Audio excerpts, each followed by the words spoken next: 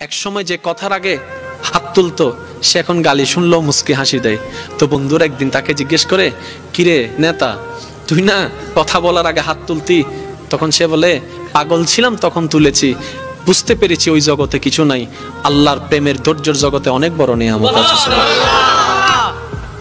এত বড় বড় সফল ব্যক্তি যদি ছোটবেলায় লাথি খাইতে পারে, আপনি পারবেন না কেন?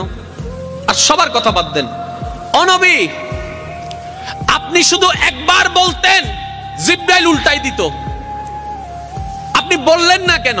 নবী রাহমাতুল লিল আলামিন বলে, পাওয়ার থাকার পরও যে পাওয়ার দেখায় না সে তো সত্যিকার পাওয়ারফুল ব্যক্তি। সুবহানাল্লাহ। যার হাসে কিছু নাইতে হবে, দেখ চিনস না এখন এর নাম জানোস না, আর বা ফোন চিনস না, যার তো নাইতে হবে। আর যার থেকে আছে, যার থেকে পাওয়ার আছে সে কি চুপ। যার থেকে সত্যিকার ক্ষমতা থাকে সে কখনো কথা বলে। আপনাকে গালি দিল, আপনি উল্টা গালি দিলেন, ধৈর্য ধরলেন। কিন্তু আপনি যদি বলতেন, দিলে দাও গা, আমাকে গালি দিছো দাও গা, সে উল্টা ভাবনায় পড়ে যাবে, কি রে কারে গালি দিই, সে তো লড়ে না। সত্যি করে বলেন তো, আপনাকে কয় মিনিট গালি দিতে পারবে? একবার, দুইবার, তিনবার। গালি কখন ঝগড়া হয় জানেন? একটা দিয়েছে দুইটা দিলেন, দুইটা শুনে তিনটা দিয়েছে চারটা দিলেন, এভাবে কিন্তু বাড়তে থাকে। এবার সে আপনাকে একটা দিল, আপনি হাসলেন, সে দ্বিতীয়বার দিল, আপনি হাসলেন, সে তৃতীয়বার দিল, আপনি হাসলেন, শেষ পর্যন্ত সে নিজে লজ্জা পেয়ে ওখান থেকে চলে যাবে। চতুর্থ গালি আপনাকে দিতে পারবে না, সে যদি আকলওয়ালা হয়।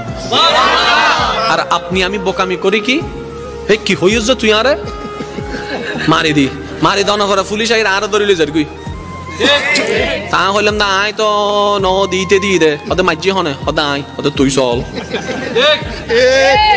আমি কি বুঝাতে পারছি কথা? আফটার অল আমরা নিজেরাই নিজেদের ক্ষতি করছি। যদি আমরা ইসলামের ফর্মুলা গুলাকে একটু ঠান্ডা মাথায় মাথায় বসাইতে পারি, সফলতা আপনার কাছে, সফলতা আপনার কাছে। আপনি কি দরকার আপনার? আমি প্রায় সময় বলি, আজকেও বলছি, কি দরকার আপনার যেটা আপনার রবের কাছে নাই?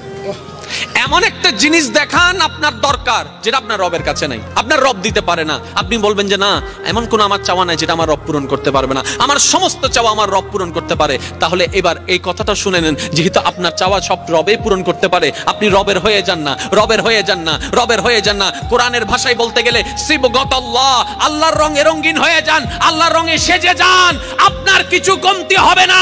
আপনি যদি পাহাড়ের গুহায় বন্দী হয়ে যান, জগৎ বলবে আমরা কেউ চিনি না তাকে, জগৎ বলবে খুঁজে পাচ্ছি না তাকে, আপনি বলবেন কাউকে পাচ্ছি না, রবে বলবে বান্দারে চিন্তা করিস না, লা তাখাফ, ভয় করিস না, ইন্নাল্লাহা মানা।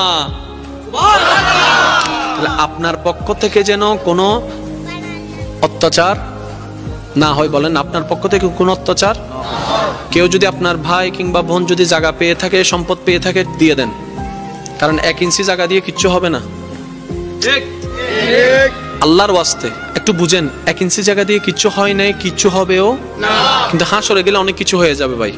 তো সুতরাং ওইখানে যাওয়ার আগে যত মামলা আছে এখান থেকে সব শেষ করে নেন, ঠিক না ভাই? ঠিক। কারণ আল্লাহর পাল্লায় পড়লে কিন্তু খবর আছে।